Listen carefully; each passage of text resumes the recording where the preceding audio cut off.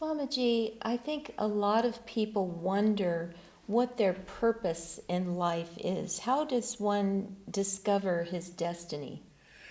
Well, I'm not sure that we can speak of destiny. Jesus had a mission. I'm not sure many people have that kind of mission, or any kind of mission. Can you say it was a person's mission to be a butcher? I can't believe it.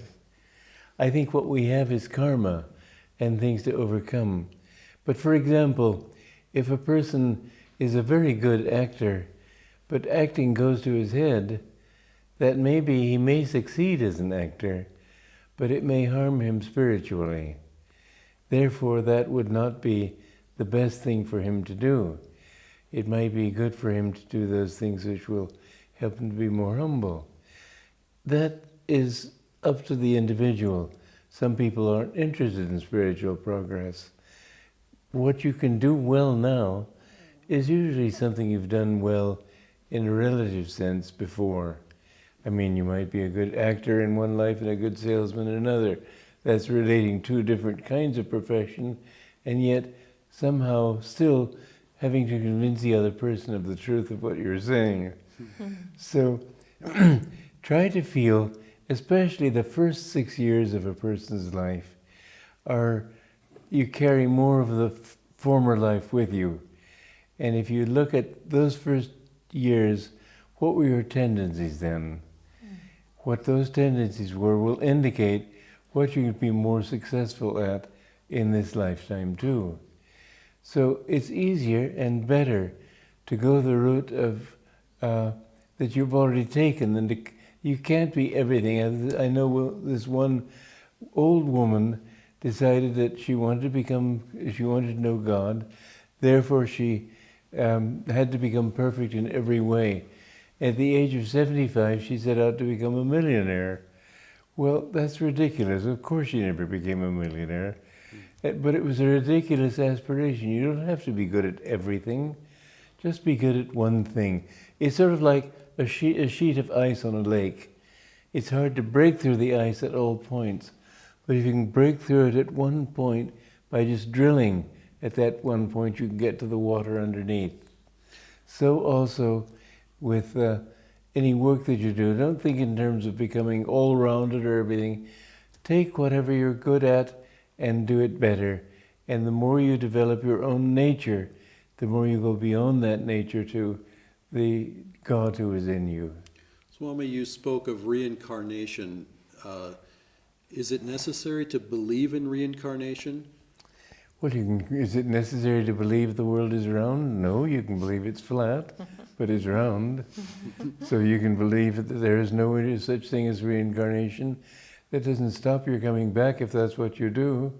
In fact, I'm perfectly convinced that you people do come back.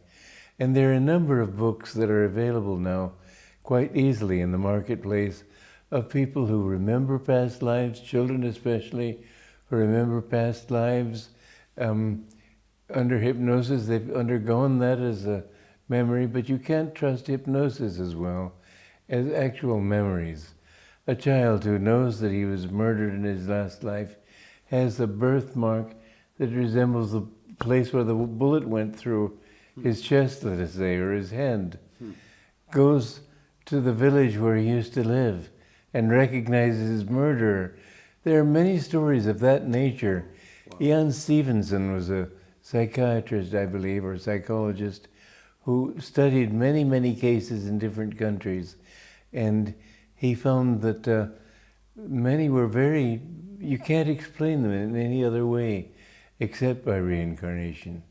One came out recently in America, a very interesting one. This little child was screaming at night. It turned out that he had been a World War pilot in World War II, had been shot down over Iwo Jima. And he remembered everything. Well, the thing that was very interesting about it too was that he reincarnated soon enough in order to be there when some of the people who were his buddies at that time were still alive. His comment to his mother was, "Mother, they're old." But there are many such cases of reincarnation. And the thing is, if you look at any group of people on the streets, how could they develop all those traits? Just DNA is ridiculous. All the different attitudes that people have, they've developed that over a long period of time. How can people have all these different tastes and desires over many lifetimes? It takes, well, billions of lifetimes, let me put it that way. Once you reach the human level, to reach the human level takes about 8 to 12 million lives, they say. After that, because man has discrimination and free will, he can err in so many different ways, and if this girl won't do, that girl will do, or the other one will. If this man won't suit you, this job won't do it, you'll get a job another way and get to become rich another way. There's so many different ways of erring. And Buddha said that the reason you should love everybody in this world is that at some time or another, in the vast number of lives people live, you've been close to everybody on this planet. I find that hard to believe, but he said it. It's appalling, Swamiji. It's appalling. So what is the point of it all, though? I mean, Well, I tell millions you, of lives, my God. You've got to realize that it's all a dream of God's. You're nothing but his dream.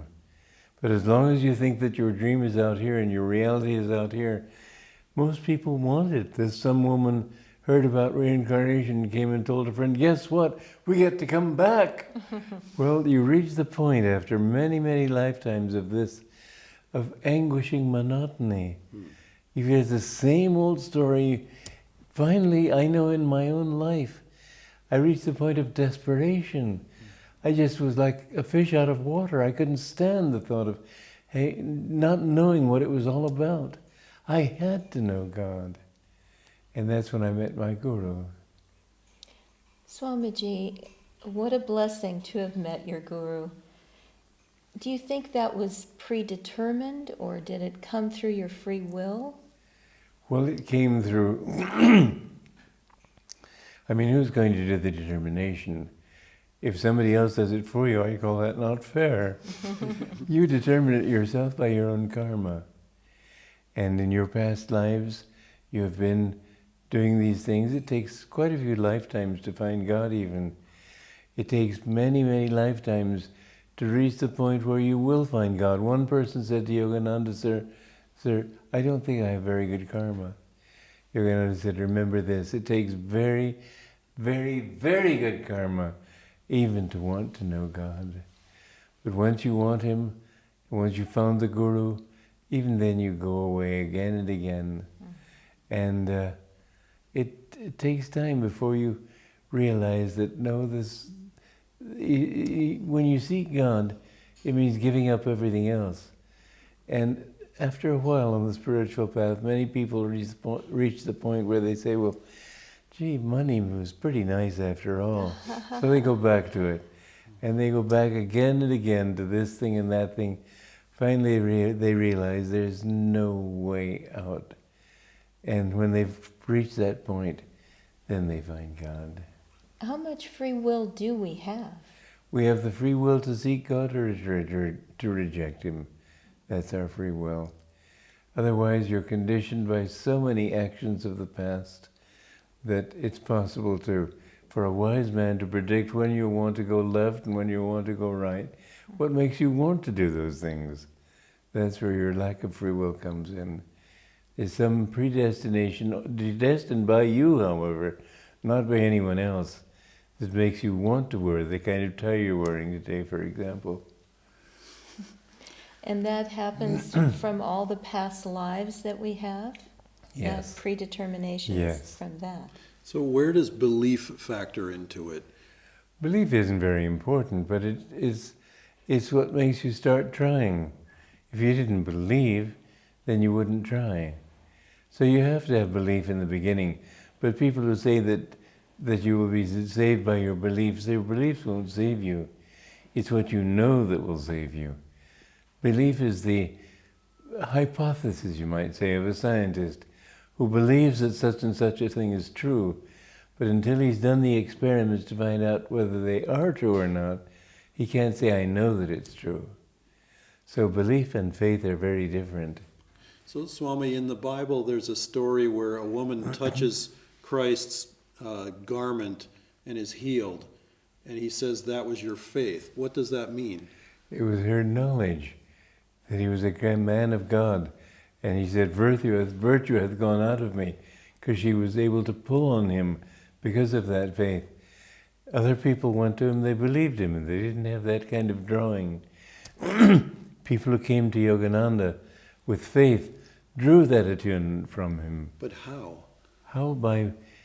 Well, as it says in the Bible, all those who received him, to them gave he power to become the sons of God. His purpose was not to show how great he was. His purpose was to show us what we can become too. As he said, what I've done, you could do. But to receive him means to be in tune with his consciousness.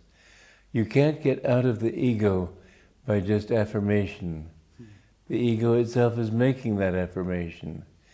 But if you attune yourself to the consciousness of a true guru, you take his consciousness onto yours, and you see things then from his point of view. You don't become him. Each disciple becomes himself. Once you find God, you see each person is unique as the child of God. God is ever new, and he deemed each person as a new manifestation of himself. So our attunement with the Guru doesn't mean we take on his personality, but we take on his vision of truth, which is that God is the true doer. I remember I was sitting one time thinking how wonderful it was to be his disciple. I was learning and absorbing so much, above all the sense of bliss and love and so on. And he asked me to help him stand up, and he looked at me in the eyes and he said, just a bulge of the ocean. The Guru doesn't think of himself as teaching you. He feels that he is an instrument of God, and he is only a wave on the surface of the ocean of God. That's what we seek to become. And the interesting thing is that when we do find that this ego doesn't exist, we find a true self that is eternal. Each person, even merging in God, he has that memory of having been all these different people. He has that unique selfhood that is always there. So that if you pray to St. Francis, who is merged in God, he will come back to you, not as some God product, but as St. Francis himself in that form.